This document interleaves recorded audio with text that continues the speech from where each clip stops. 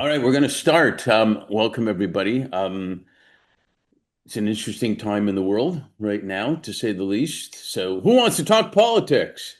That would be a great way to start, right? I'll just one quick insight. I spent all last week in the middle of the machine. There's no details I can give, but like literally working at the State Department for 3 days without going foreign service officers.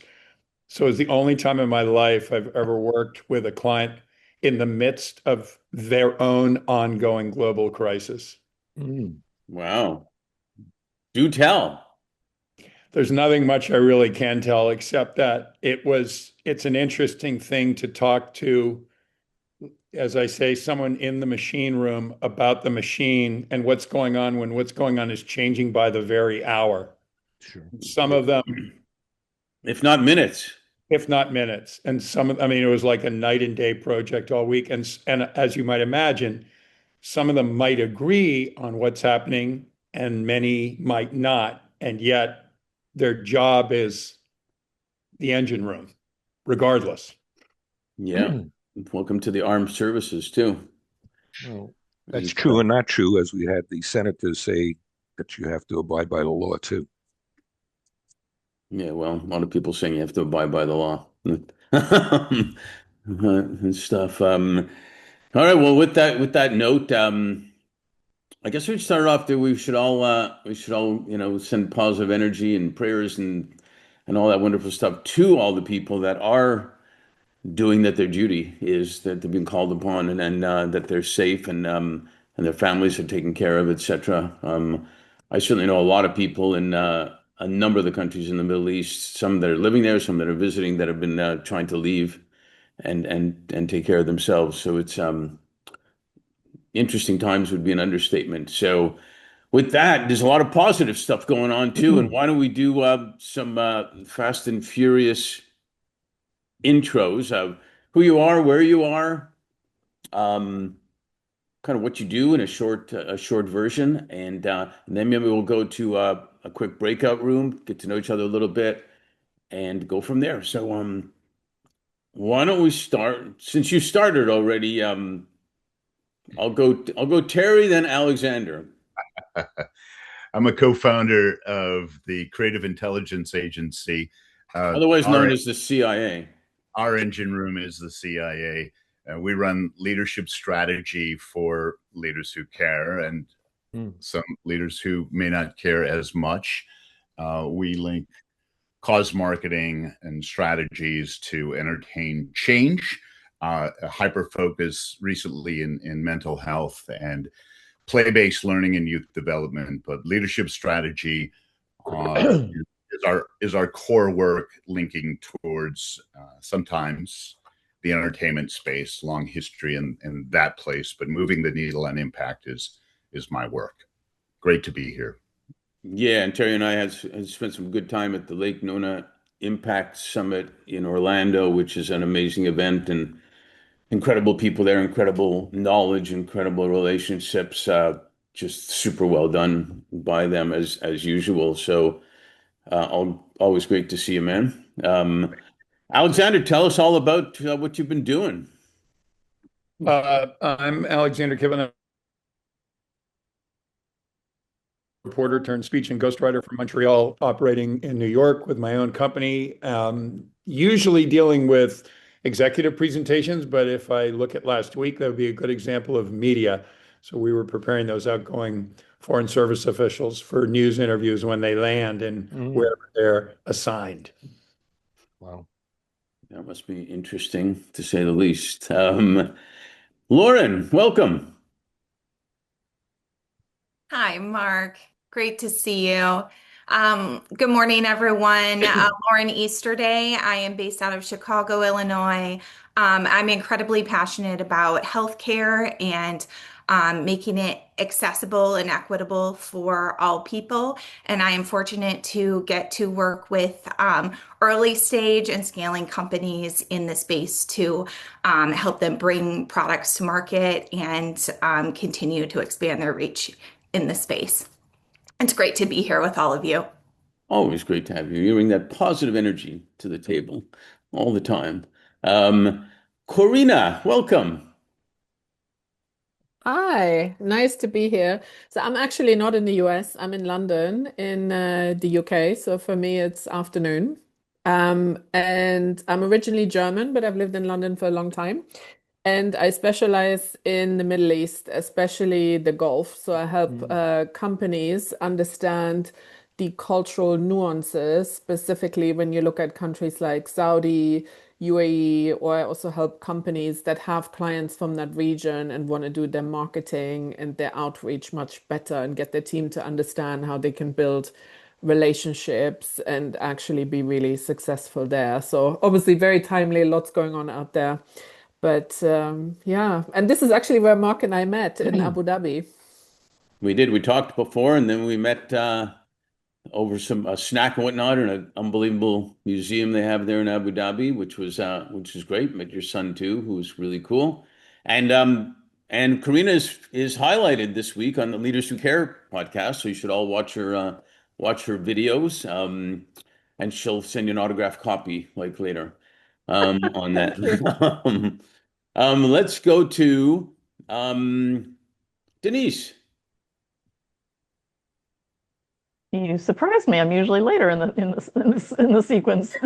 Hi, everybody. Denise Heyman-Loa, the CEO of Shari and Connective Network. That's the community platform that Leaders Who Care community is on. We're based in Atlanta, Georgia, where it's finally getting warm and pleasant. And I spend a lot of time with my granddaughters as well. So that's my impact, making an impact on my granddaughters' lives. That's a great thing to do. I actually just Yeah. posted a video that I found about young kids talking about what the future is going to look like. And they said they can't believe in the future people are going to look at these boxes and be connected and people are going to be doing this and people are going to be doing that. So like the kids from the past looking into the future where we are now. Check it out. It's very, very cool. Let's see. Let's go to Doug. Welcome, Doug.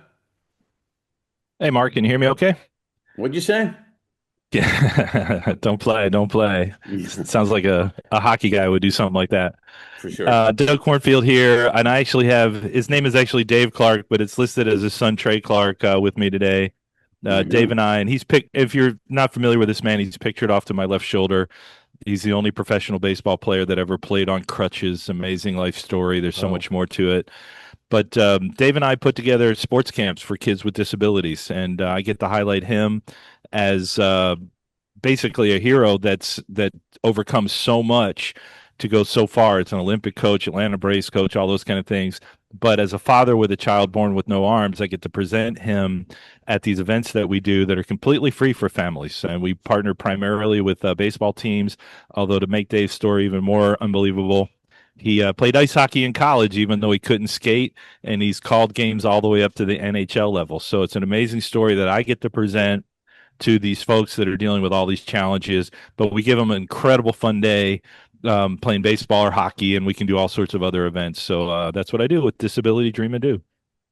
No, it's fantastic, and that gives me the chance. We are actually met full. So, Dave, great to meet you, and tell us a little bit about all that. Thank you, Mark. Yeah, my name is Dave Clark. I had polio when I was 10 months old, which is a disease that's kind of been eradicated due to the vaccine. But you're definitely showing your age if you know what polio is.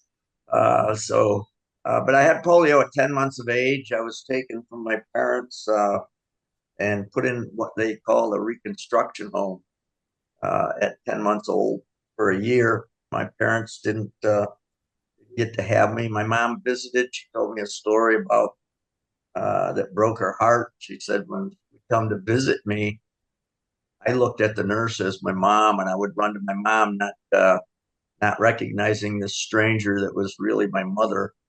And I remember her telling me that story with tears in her eyes. And eventually, I came out of that reconstruction home walking with two full leg braces and crutches. And one thing my parents never did, never treated me any different than my other brothers. If Dad got the belt out and I needed it, I got it. There was no passes for Dave, and so So I didn't feel any different than anybody else until I got to school. And bullying is not new. Done different ways today, but it's definitely not new because I was bullied to no end when I school because I walked different. I took more time to do things than the other students, and there were always that group of bullies that wanted to attack me.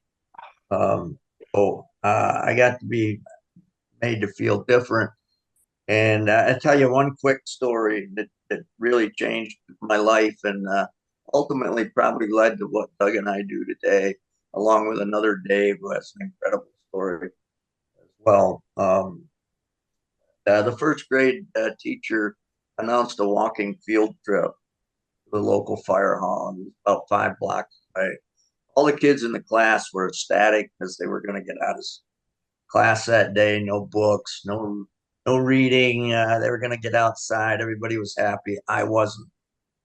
I was looking at it from a different perspective. I had to walk 5 blocks, and I knew I was going to slow the class down, and I was going to be highlighted material for the bullies that day. So she announced it, unfortunately, 2 weeks ahead of time. I had 14 days to build my anxiety. And finally, the day came, and I tried to play sick. I got up that morning and Mom, I can't go. And this was in the early 1960s. And at that point in time, kids did what you were told. And Mom said, "You're not sick. Get your braces on. You're going to school." So off I went. Teacher said, "Line up. Let's go to the field trip." And I did the only thing I could think about, and that was to go to the end of the line. I thought, well, if nobody looks back, I'll eventually catch up. I went to the end of the line, and just before the teacher said, "Let's go," little first grade classmate of mine, I never forgot his name, Mr. Ernie Pound. And Ernie pulled up a red radio flyer wagon. He said, "I brought this to school today, Dave. Jump in. I'm going to pull it." And that changed the whole day. Changed the whole day. I was included instead of excluded. The amazing thing was even the bullies wanted to take turns pulling Dave that day. So I got to the field trip, went through all the things at the fire hall, and then they pulled me back.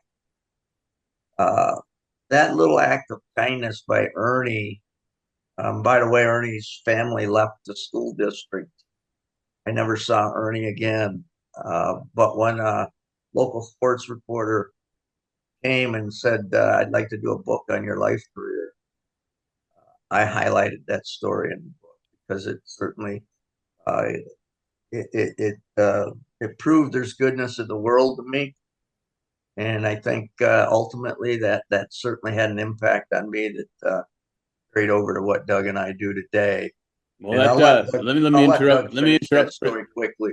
Let me interrupt for a second, Dave. It's good to have you here, and we're gonna have another month when we're gonna highlight you and tell the whole story. But it just goes to show you that there were even leaders who care back then, and sometimes it only takes one person to believe in you at one time to really Absolutely. make an impact. And we're having at Tower Capital, we're having a sports generational health sport roundtable coming up, and we're going to send you an invite to see if you can join in and share your story and everything around that impacts generational health. So good to have you here. Thanks for sharing that and all that Thank you you, do, Mark. all that you pay forward right now. That we really appreciate that. Let's see. Let's go to well, speaking of Tower Capital, let's go to Wendy. Thanks, Mark. And thanks for sharing that story. My name is Wendy Bradfin. I am the executive director of Tower Capital Foundation. We are the only nonprofit dedicated to generational health, and I'd love for you guys all to take a look at what we do and see if there's anything we can do to collaborate together. Great. Cool, thanks. Let's see. Chip, welcome. Good to see you. You too. Chip Webster, author of Unity and Service, A Pathway to Responsible Citizenship, focusing on volunteerism as a way to break down the political barriers and universal service. I'm also chairman of the board of Tampa Bay Watch, which is a organization that has significantly purified the water in Tampa Bay. We now, through our oyster beds, clean 1 billion gallons a day. Pretty cool. Thanks. Gabriela. Hi, everybody. Gabriela Pulido, Venezuelan, living in Miami for the past 8 years. I do creative consultancy and help as well from the nonprofits in my country as well, in education and health. I like the way you say Gabriela Pulido. You say it so fast. It's unbelievable. Welcome. Stephanie. Hey, Mark, how's it going? Better now. I see you. Good to see you. Love to catch up. I can only be on for a few minutes, then I have to jump, but just wanted to say hi. Super excited. We're launching Mosaic Commons tomorrow in conjunction with My Own Voice, and is Mosaic Commons a virtual community of digital twins. So we can digitize your personality, your life history, and have you accessible to your grandchildren's grandchildren to interact with. So super excited that that's happening tomorrow. Grandchildren to grandchildren sounds generational to me. Very cool. I know, Mimi, you're with your daughter. Any chance we can hear you and your daughter?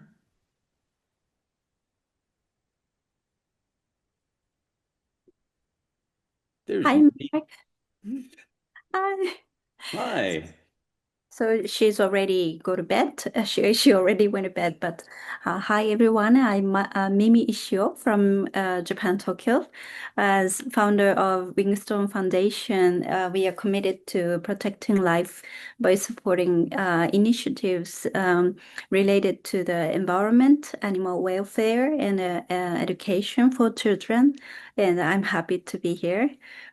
Thank you for this inspiring and very, very special space. Thank you. Thanks, Mimi. Sorry I missed you at Davos this year, but kidney stones got in the way of Davos this year. So next time we'll hopefully we'll see you even before then. So, but thanks for joining. It's always great to see you. Great. Thank you. Let's go to another country. Let's go to, again, Canada. Andrea. Hi, Mark. Great to see you. Hi, everybody. I'm Andrea Vanacker, founder of 1 Million Years of Joy, and very, very focused on everything that's related to brain science and brain capital. This is my core passion. Yeah. Pretty happy person when she has 1 million, was it 1 million years of joy? Is that what it is? Yes. 1 million years of joy. I love that. Well, let's go to another happy person, Heidi. Oh my God, I was hoping you'd call on me next because I just had my birthday party called the Joy Conspiracy, and I was celebrating joy as an act of resistance. And that pretty much spans what I do. And I work in the intersection of intergenerational wealth and systems change and innovation and entrepreneurship.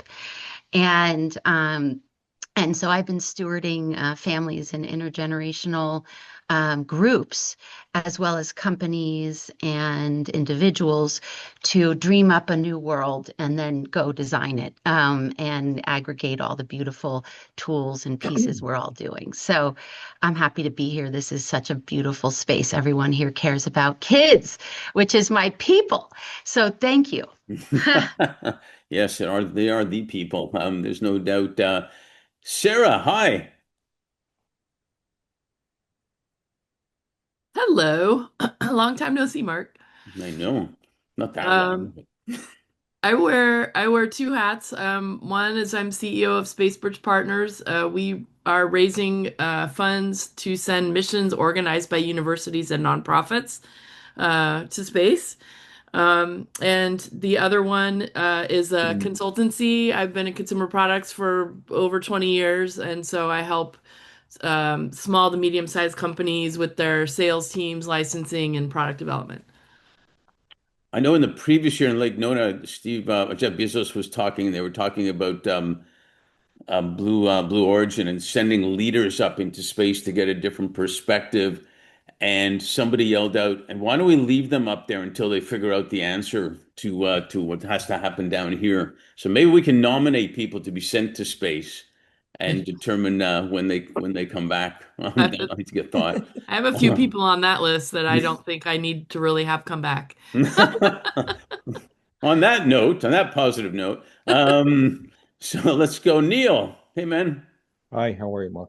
Good. First of all, I want to thank Dave because that was just an incredible story. Neil Friedman, co-founder of Body Metrics and GT Cardio. And actually something really extraordinary happened this week to our company. We have put out a lot of our devices to key leaders, if I could say it to you that way. And the gentleman who was the former chief of neurology of the Mayo Clinic and today with a major concierge group who has used our device said there is no doubt that you can predict strokes. And we will be doing validation work within that concierge group. And tomorrow we're on with the NHS in the United Kingdom, who will also be starting validation on the fact that we can predict strokes. That's awesome. I mean, you're doing game-changing work there, so people pay attention. It's super cool. Super cool. Thanks. Let's see. Kenny. Hey, Kenny. Hey Mark, how's it going? I'm going to be what I'm supposed to be every time I join. I'm gonna keep this to 30 seconds. So I'm promising I'm starting my timer here to make sure I do Well, that. you But just wasted 10 seconds. that's three already gone. So 27 left. So I'm Kenny Green. I'm a CPA, sustainability professional. Also, I run a media company with my wife to put out value-based projects. My what I love, I live at the intersection of doing good and doing well.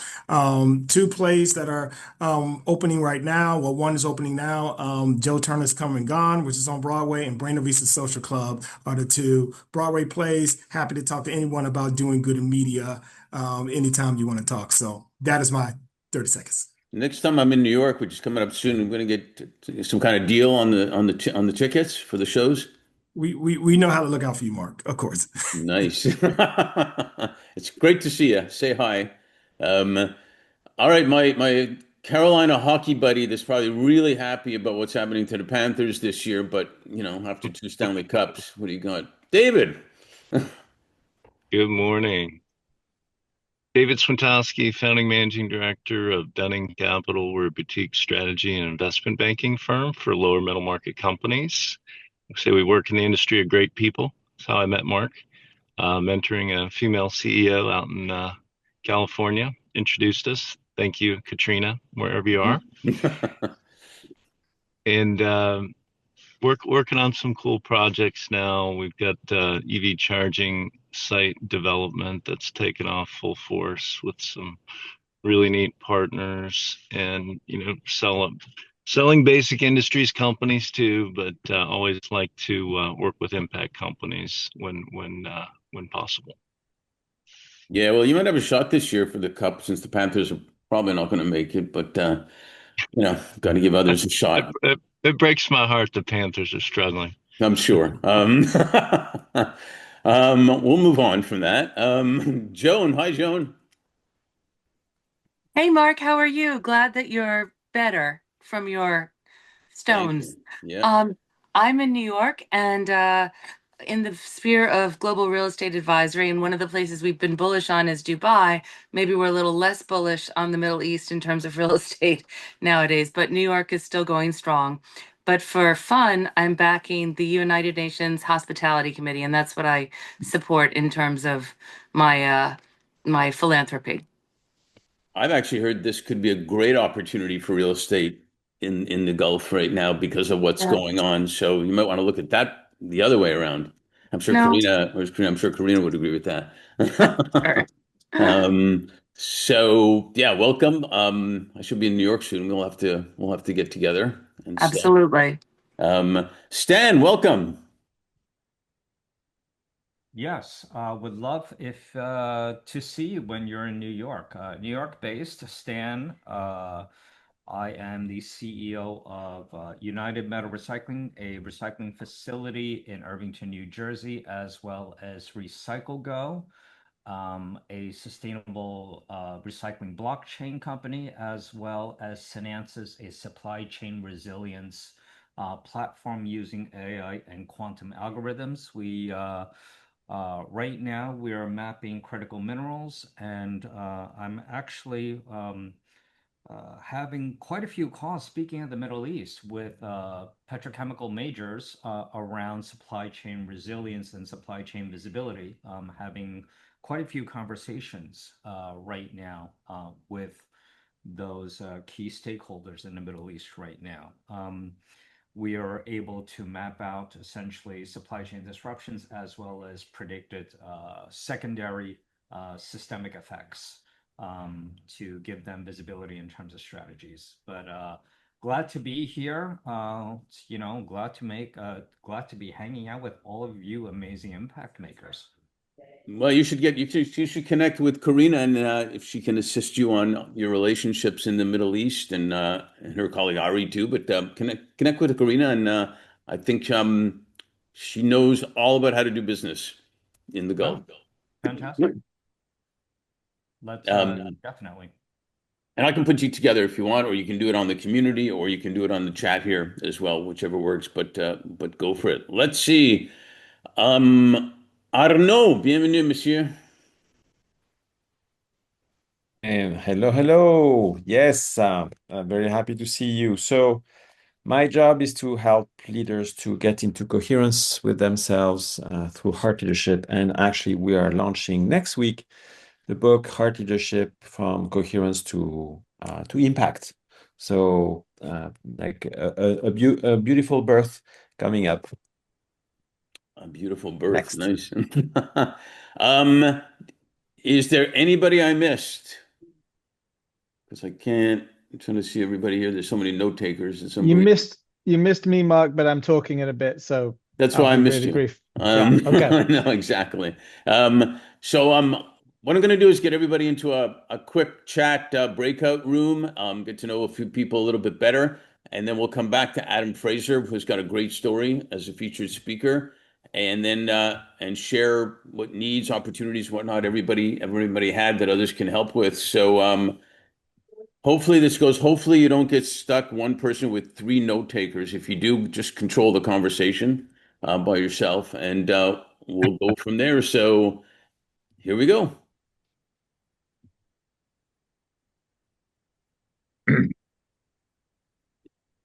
Oh.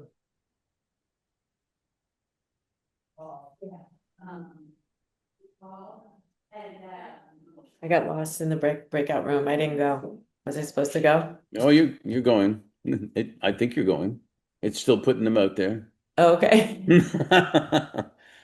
Hopefully, unless I'm just you're here with stuck with you. me. You're I'm just stuck with me. with you.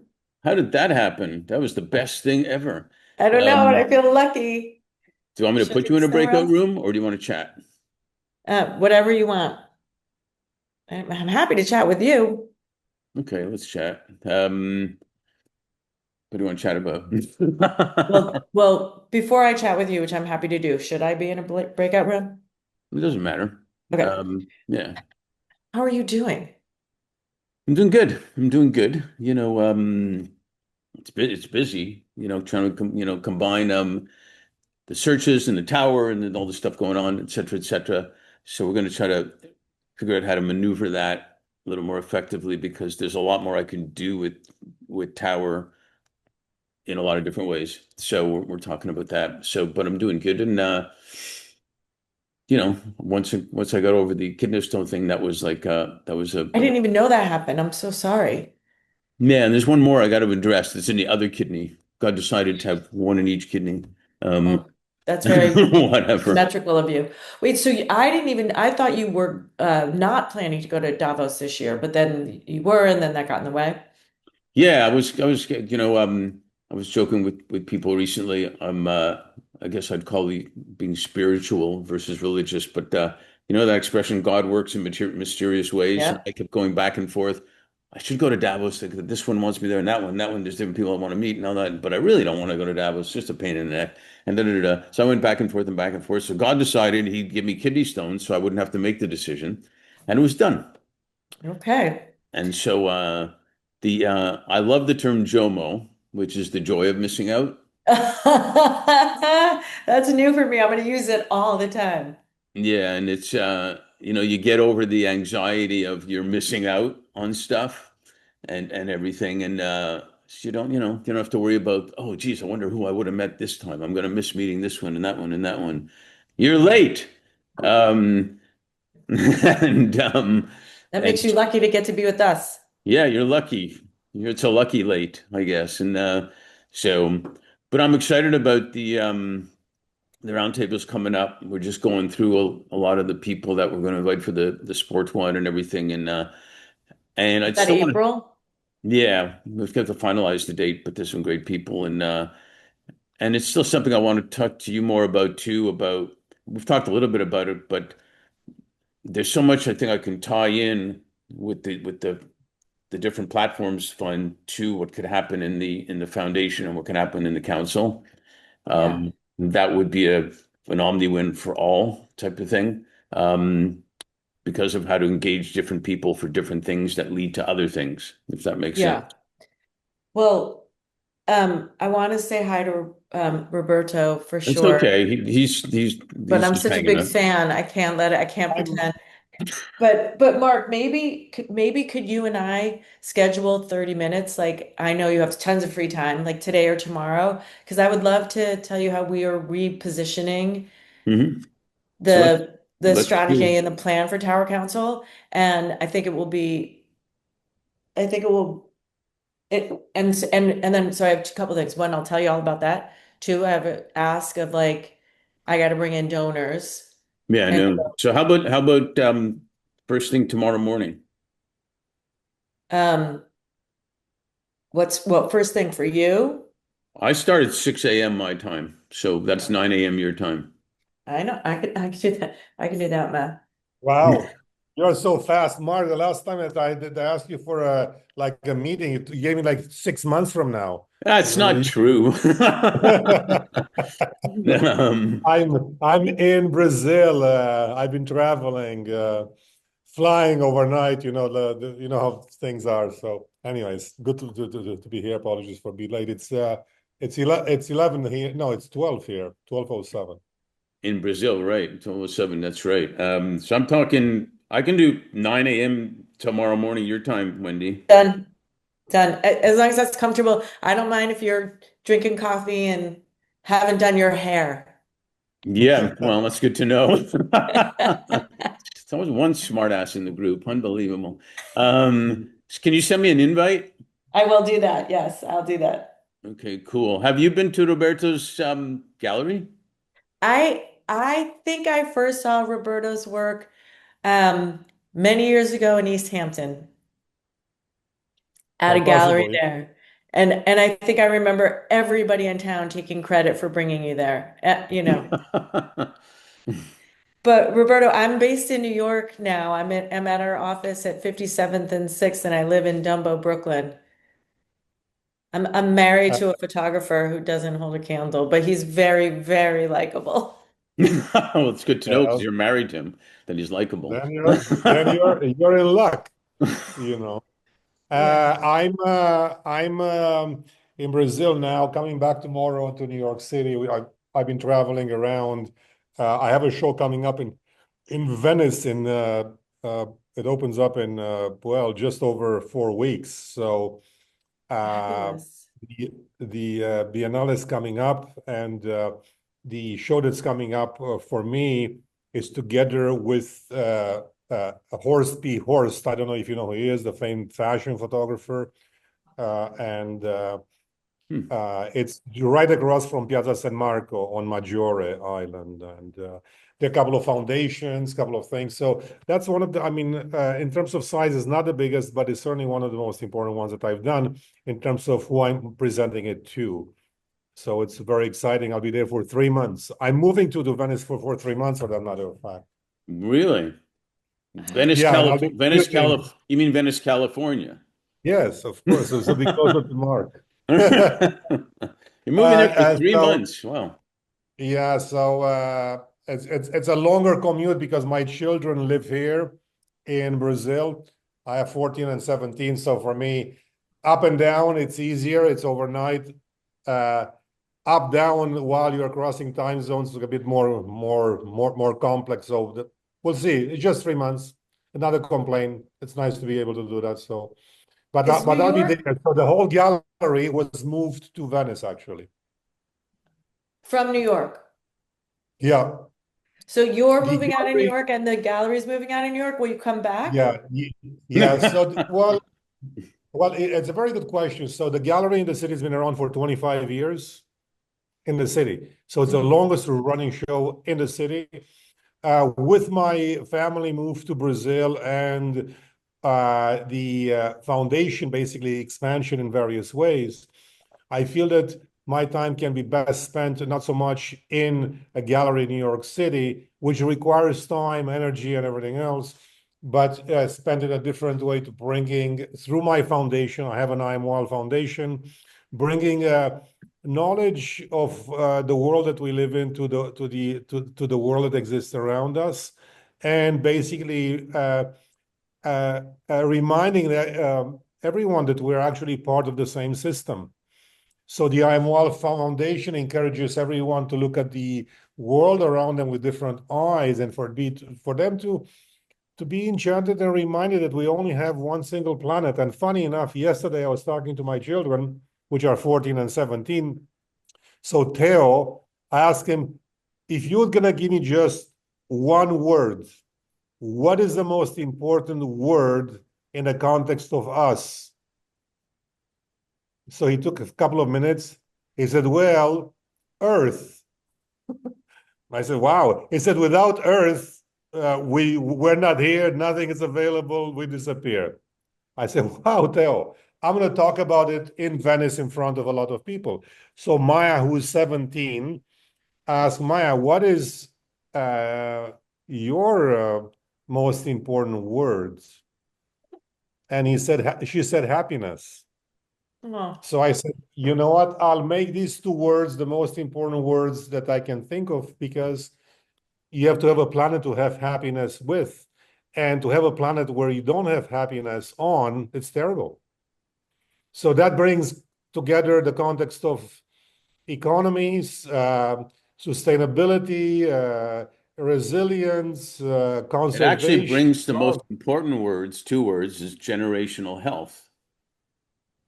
Generational health, and pretty much is not very different than Earth and happiness, right? Yeah. Right. They're very, very close Well, the together, which is generational health will bring you the happiness on Earth yeah. type of thing. But yeah, they're obviously all connected, and Yeah. there's something we can talk about too, Wendy.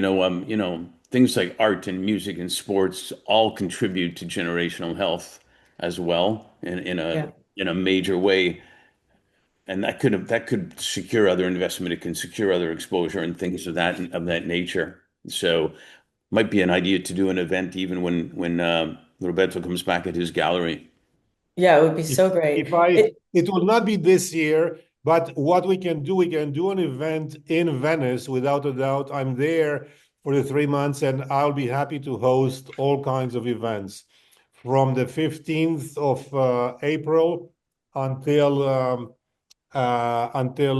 July 5th.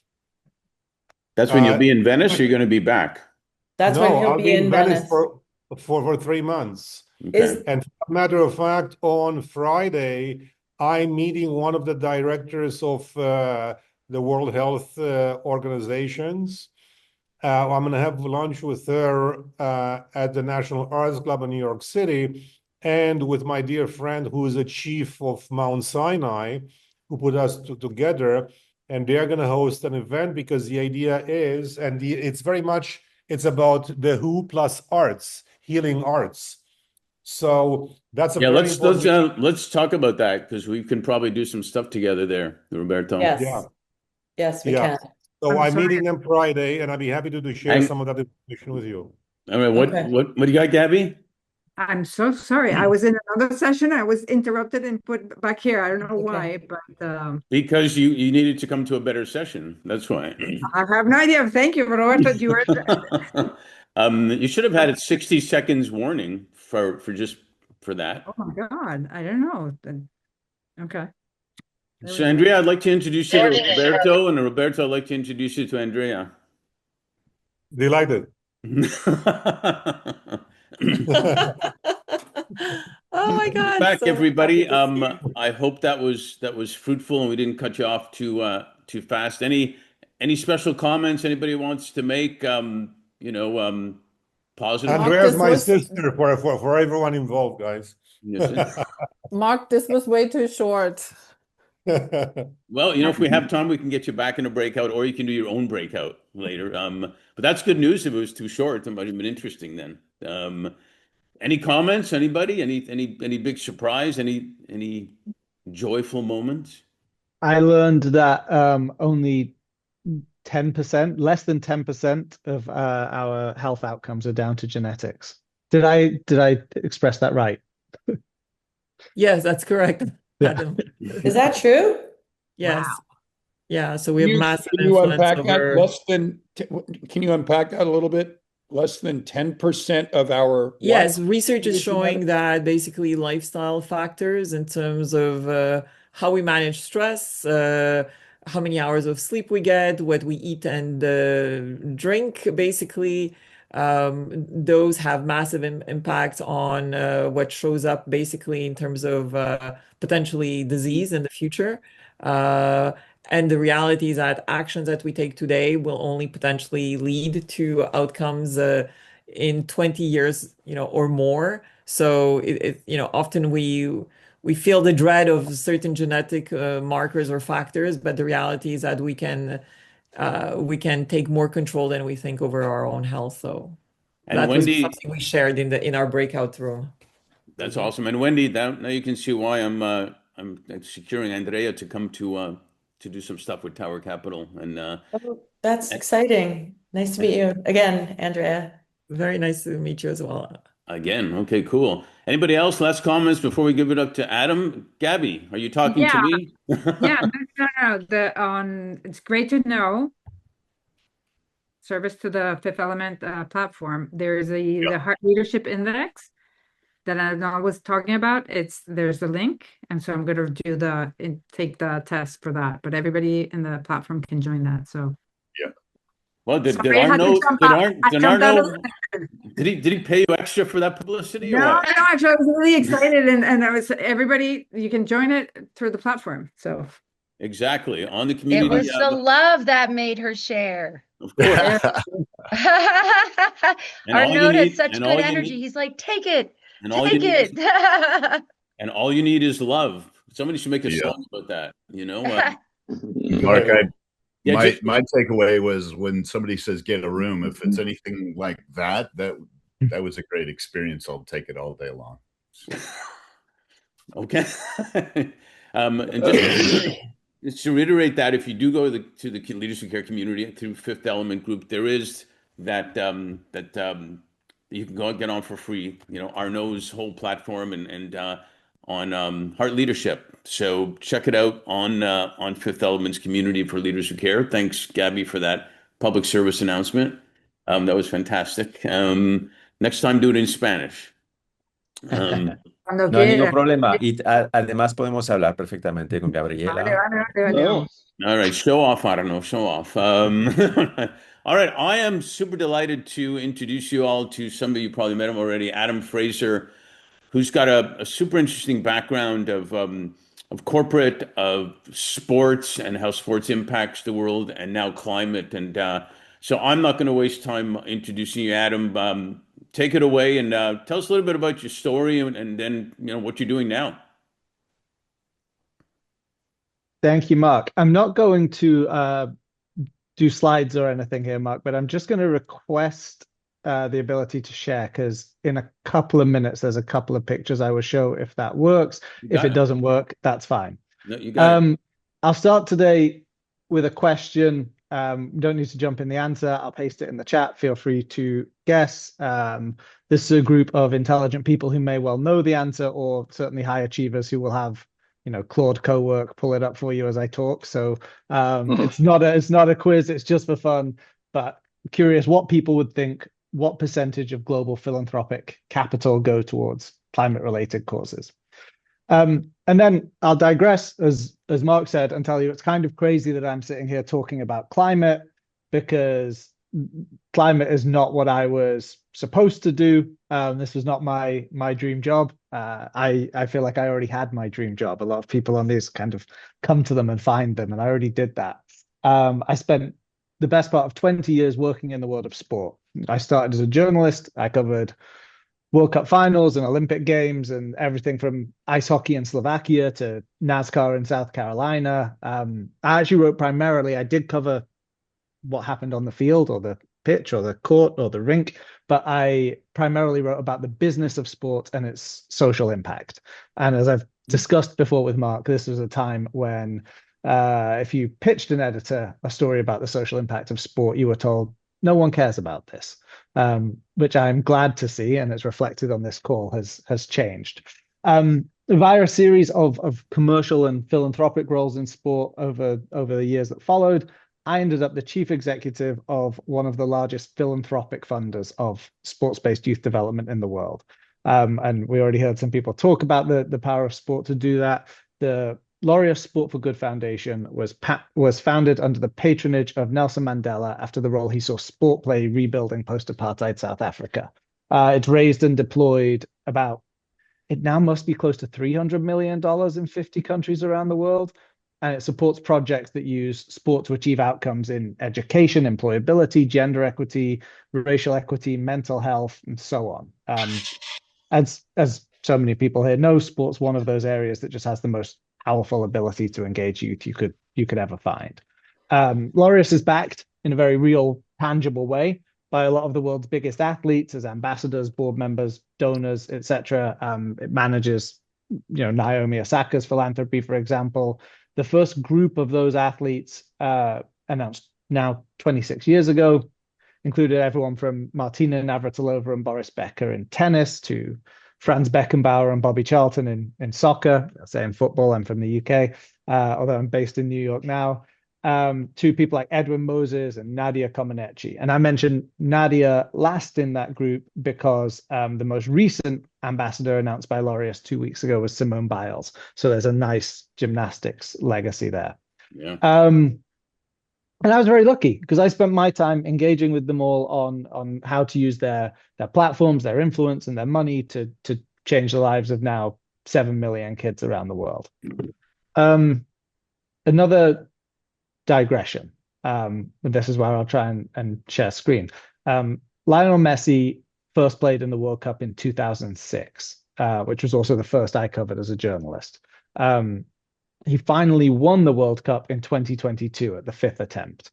And a few months later, in the spring of 2023, he was named the Laureus World Sportsman of the Year. Let me see if I can do this successfully. If I have, you will see him here just receiving his award in Paris. Now he's from Miami. Yeah, exactly.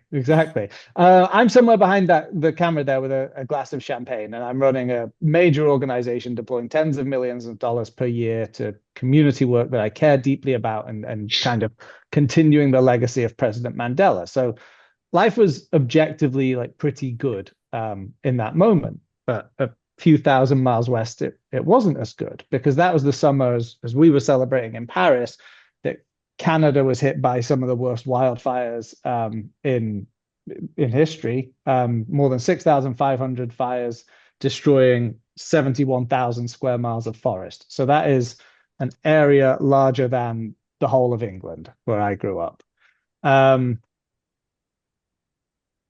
I'll stop the screen share.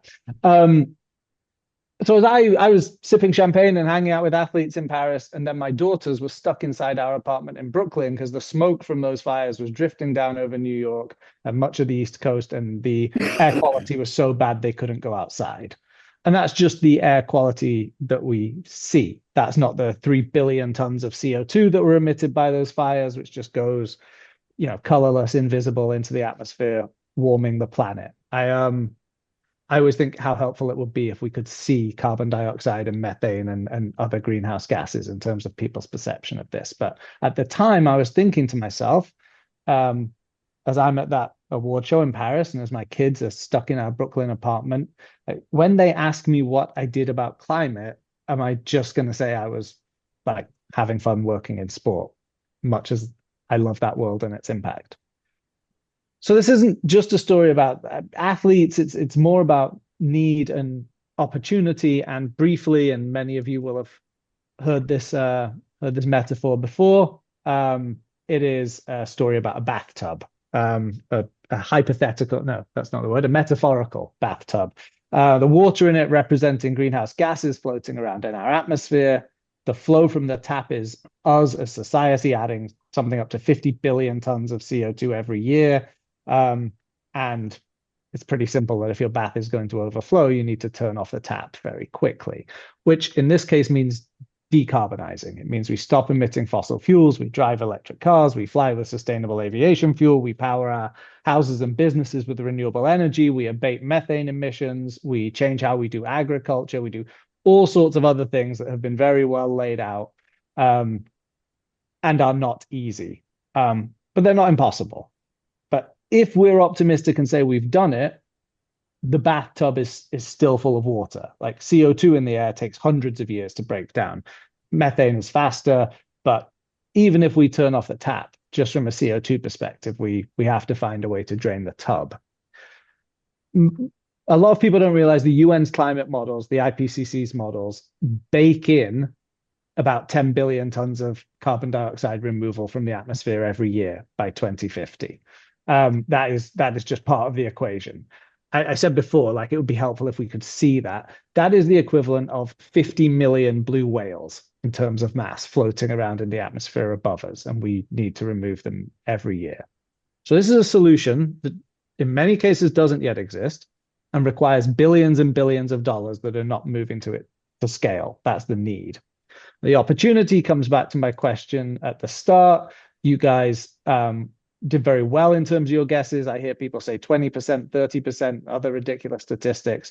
But yes, around 2% of philanthropic capital goes to climate causes. And that is a very broad framing of what constitutes climate causes. Only 0.1% of philanthropic capital goes to greenhouse gas removal. So that was why I left the CEO role at Laureus in 2023 and became employee number one at Terraset, where I now work. We are a 501c3 nonprofit raising philanthropic capital and deploying it to tackle greenhouse gases and the climate crisis. We started that in the simplest possible way. We have one issue, one mechanism. That was that people donated to us. Tim Ferriss, Paul Graham, the Grantham Foundation, Conscience Bay Research. We took their money and we used it to pre-purchase atmospheric carbon removal. So we identified technologies that didn't yet exist or were starting to scale, and then we paid them now for carbon removal that will happen later. And we've moved millions of dollars to doing that. We don't make grants. Well, let me say that a different way. We didn't make grants. We deliberately were a customer buying carbon removal from them to make them more attractive to investors, to debt finance, to all the other things that go into building businesses at scale. And we used to say this is really simple. We're just doing something very simple. Someone donates to us, we'll give them a tax receipt, and then we go and we pre-purchase carbon removal. But then I started to think that we were maybe doing ourselves a disservice because we hadn't just done something simple. We'd created a financial mechanism and a pathway that didn't previously exist, and used it to move capital to a critical part of the climate crisis. And so then people started asking us, like, where else can you do that? And that was something that happened in terms of impact areas, people in methane abatement started asking us about how we could use philanthropic capital to plug abandoned oil and gas wells. People in refrigerant destruction started saying, how could we use this to destroy the canisters of refrigerants and ACs, etc., that are just lying in warehouses or landfills around the world, which have a warming potential equivalent to the entire aviation sector, and multiple other impact areas. They also asked us about financial mechanisms. So we worked with the Schmidt Family Foundation, who said to us, hey, like, it's great that you pre-purchase this carbon removal, but then what happens? Like, what if you resold that to corporates who are nervous about entering this space and they kind of know they should, but they don't know where to start? What if you pre-purchase as you do, and then when you receive the credits for those deliveries, you resell them to corporates as part of their ESG plans and redeploy that money in more climate work? So we started doing that last year. Over the first sort of 8 months of running what we call our revolving fund, we've raised something over $1.5 million, but we've actually turned it into a couple of $1 million while removing those greenhouse gases. In other places, we've taken a few $100,000 and used it to unlock millions by using it as first loss capital for project finance. And we have now just opportunities coming to us all the time. So we have right now, real time today, I have a company that can reduce the methane emissions of rice farming using satellite technology that came to us and said, we have a matching grant on the table from NASA. If you could find us $500,000, we can turn that into $2 million immediately, and then probably unlock $20 million in project finance. So that's what I need to do after this call. Introductions very much appreciated. And we've even had sovereign wealth funds come to us and say, we've done an analysis of your work, and we think every dollar you invest immediately unlocks $4 in follow-on capital. Can you help us think about how we deploy work? Which is a wild conversation to have as someone who's running a young nonprofit thinking about whether we can make payroll later this year, that a sovereign wealth fund is asking us for that advice. But I think it's a good thing. So I used to say when Terraset started that we existed to scale carbon removal with philanthropic capital. I think now I would say we exist to back early stage underfunded climate solutions which have the greatest potential to change the trajectory of the planet, which for us and for me, even after all the work I did at Laureus and earlier in my career, is a very different way to think about philanthropy. And I always come back to something that a donor of ours said last year, and which would be my closing thought for this group. I think I heard this in some people's introductions and descriptions of what they do, so I know I'm preaching to the choir, but I'll say it anyway. Charity can change people's lives, but philanthropy should change entire systems. And it's something we really believe and try to carry forward in our work. So please keep that in mind with your giving and your work and your time. And thank you to you all, and thank you, Mark, for the chance to talk a little bit about what we're doing. No, thanks. You're doing amazing stuff. Impact throughout, from journalism to sports to this. And one of the things I do want to talk to you about subsequently, and Wendy will get this. Generational health is impacted by climate and environment all the time, and so we should have a conversation about that as well. To tie in Wendy, tie in Sands from Tower Capital. So if I forget, remind me, Adam, that we'll do that. The other thing I want to mention, by the way, is it is true that teams that win championships have lost them once or twice first. So you said Messi, it was the fifth attempt to win it. Took him a little longer to learn, but he got it, and he's done pretty well since then. So good, good for him. Any questions, comments? And then before we leave, I know there'll be some other people that came in late. We'll have them introduce themselves. But if everybody can come on video, that would be great while we complete the last 15 plus minutes. Any questions, input, comments? Well, Mark. just Adam, sorry. But Adam, I missed the introductions. Colin Donahue was working for 20 years in the nonprofit world and switched to technology. I'm actually in Georgia in the Caucasus, so some lesser trodden territory by a lot of folks in this room probably. Would love to just connect around this question of how do you surface early on technologies that have potential to make climate impact and sort of manage that pipeline and development of the technologies. Also development of the founders. I work mostly in founder development because we believe that's often sort of the weak link in scaling. So just amazing stuff. I really love the fact of what you're doing is so catalytic, and would love to connect. Why don't you just get good 1 minute intro while you got the mic? Sure. Colin Donahue, a partner on the Global Innovation Dojo. We do founder development work in different places, Nigeria, Japan, various places. I actually am just coming on board, doing some work with high growth founders in Georgia, a little bit Ukraine, a little bit Azerbaijan.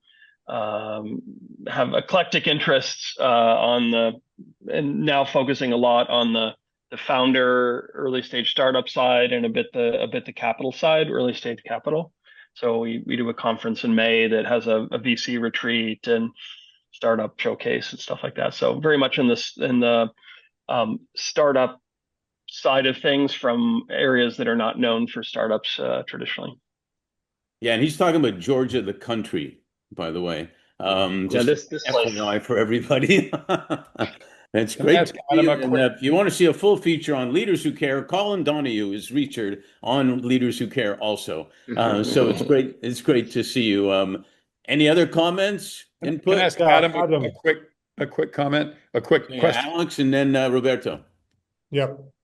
Adam, I mean, because it seems to me there are two twains here, right, that don't seem to be meeting. One is the technology and the science and everything you've been discussing. But on the other side, the politics, and it seems to me that the greatest obstacle, I mean, if I'm thinking of the United States right now, the overall leaning is just to deny this entire thing, write it off as absolute nonsense, and dismiss any and all who advocate otherwise. And we can see where this goes in warfare, right? You spend all your time explaining to everyone about how invading Iraq's going to be a big mistake, and they do finally agree with you, except it's too late. The same might happen now, and I'm sort of thinking on this climate question, it'll be identical. And by the time we bring the politics around, it's too late, and then they'll have all sorts of explanations for why we couldn't do it then. But how do you navigate that side of the equation, if at all? Yeah, well, I'll answer in maybe in three quick ways. So number one is you're absolutely right about the urgency. That's why we're doing this with philanthropic capital, because it can take different risks and it can move faster, and the answers are there in solving the climate crisis. And then, since I moved into this field, it's something I find incredibly optimistic that the answers are there. But we are also so close to so many tipping points that make it harder or impossible to find those answers, that's why moving really fast is hard. The second thing, in terms of how we engage with that, we don't direct and an indirect answer. We don't directly do a lot of policy work. There's some really great policy work happening in the States, in Europe, around the world. And there are different governments around the world who are stepping up to lead in this work in what I think is a really exciting way. There are certainly governments I would like to be doing more, including the US government. But the kind of my indirect answer to it is,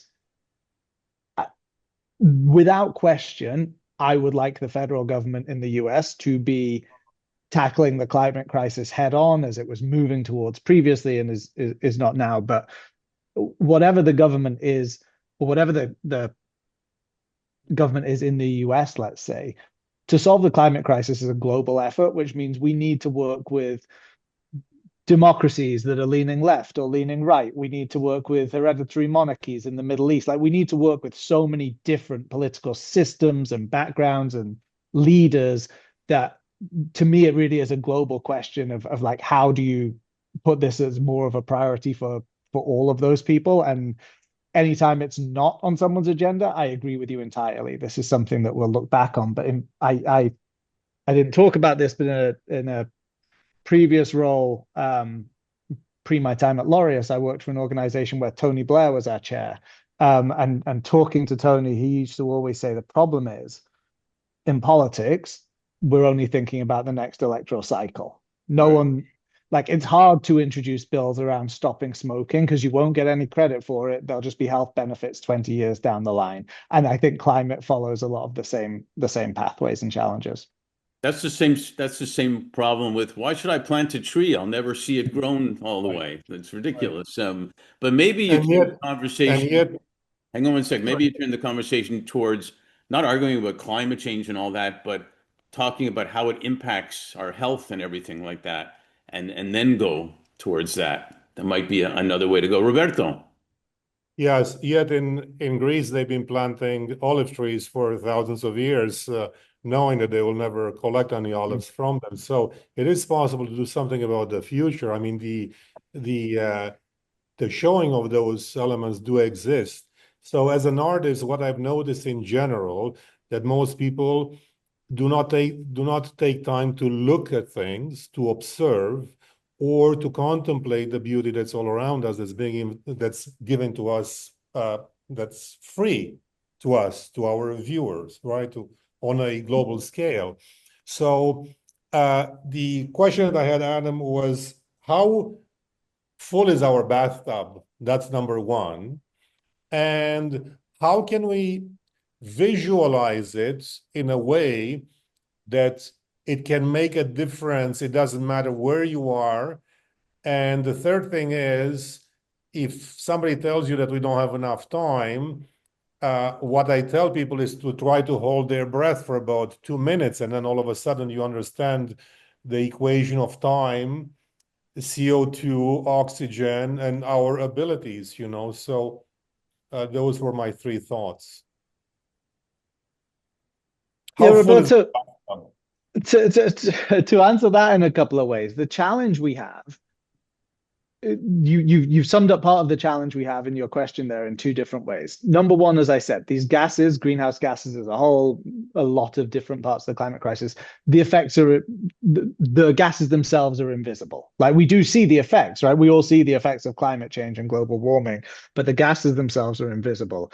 CO2 is now somewhere above 400 parts per million of the atmosphere. So that's the other challenge. And I remember this was asked in a debate in Congress, like, why are we worrying about something that's like 400 parts of a million? Like, that's so tiny. How is anyone thinking about that? But that is enough that, according to the some research I saw a couple of days ago, the latest thinking is that temperatures will continue to increase by a third of a degree Celsius every 10 years. So right now, our bathtub is full in that we are shooting way past the 1.5 degree target that was agreed.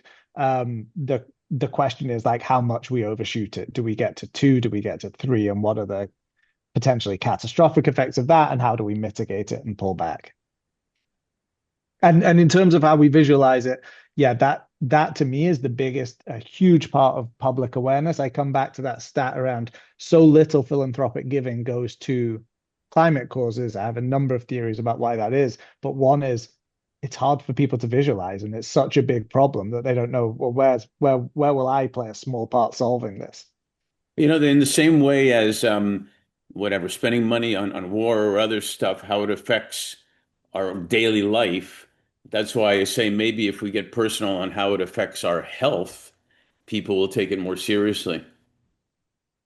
We spoke as well in our breakout, we spoke briefly around the intersectional nature of this. You know, we have projects in our portfolio in northern Canada that are owned by indigenous Canadian people. We have a whole thing around driving livelihoods in sub-Saharan Africa. We have female leadership in climate tech, which is such a rare thing. So, like, framing the story through those different mission lenses is also something we haven't done well enough yet. Yep. You say founders are the I have really quick. Note. I just read something a couple of days ago. There's only 100 companies that are producing 99% of all the pollution in the world. And you can ask AI which ones those are. We utilize their products and services, all of us, but it's just 100. So maybe we have to concentrate in a very different way or think differently about those things that we see. So maybe you have to tackle 100 companies versus 1,000 of them. And then maybe if you can convince some of those ones, maybe that's the way to go forward. Well, alongside that question, Deborah asked the question, Adam, what avenue are you pursuing to engage and activate change in India and China? Yeah, we're doing some work. There are amazing greenhouse gas programs in India, especially that we work with. China's obviously driving some things here. I think as I said before, we're not directly engaged in policy. There are some super smart people we work with who are working with the Chinese government around methane emissions from coal mines, for example. Like people are looking to engage in these things, and as as is so often quoted, the China, for example, although I think the thinking is China's now peaked in terms of emissions. China is, now the largest producer of solar panels, largest producer of wind technology for wind power. So, as I said before, I think the geopolitical nature of this is you will have different forms of leadership from different types of government around the world, and we have to try and hope that takes us on the same path as we've seen in areas like solar. Didn't you hear that the wind stuff it's just killing birds. It's not doing anything anyway, apparently. How much of Last the comments? pollution comes from garbage disposal? Garbage disposal, it's massive, right? On a global scale. You have a lot of methane. Do you know what the numbers are? I don't know the numbers off the top of my head, but one of the projects that's the earliest that we have backed an organization is a startup coming out of Stanford, which is taking essentially a composting approach to capturing methane at those sites, and then layering on a carbon removal approach so that landfills in the global south can start to essentially emit no greenhouse gases. But they are absolutely at startup stage, and as you say, there are so many places that work is needed, even if it works as we hope it does. Well, we spend more time. We may hang on, Roberto. It's almost the afternoon already. We're running out of time, but I guess like in LA, we say we always want to leave them wanting more, so we can do a sequel type of deal. So we may have to do that, and you should try to touch base with Terry too. He does a lot of work in climate as well, and see what's going on there. We'll talk also, but and to the people that didn't get a chance to introduce themselves, I say this with love. Come earlier next time, and you'll have the time to do that. Dave and Doug, thanks for sharing what you do. We'll highlight you all more too, and everybody have a great day, great week until the next month. But you don't have to wait till the next month to be in touch with everybody. So we'll talk to you soon. And by the way, happy belated International Women's Day, which is really a month, which is really a year, which is really forever, basically. It should be. So happy International Women's Day too. See y'all. Thanks, Mark. Thank you, Mark.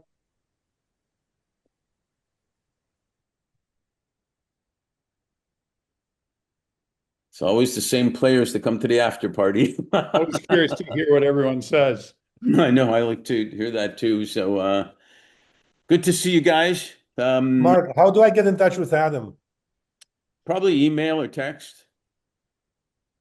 I can I can give you his or I think he's on the community. It's And the reason, because one of my friends who sold his oil company in Sweden just developed a new technology, and they are not in startup stages. They're actually deploying it in Europe. He should know about them.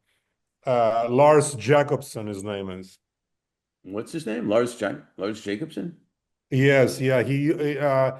They have a foundation called the Perfect World Foundation, but he used to be one of the main people in Sweden in terms of the oil fields. There were two, the Jacobsons and the Lundins, and they're both friends of mine. They both sold their oil companies, and now they practice other things. But Lars specifically, he developed a technology which has been approved by the EU to be deployed. So it's a big deal. So it takes garbage and basically emits electricity.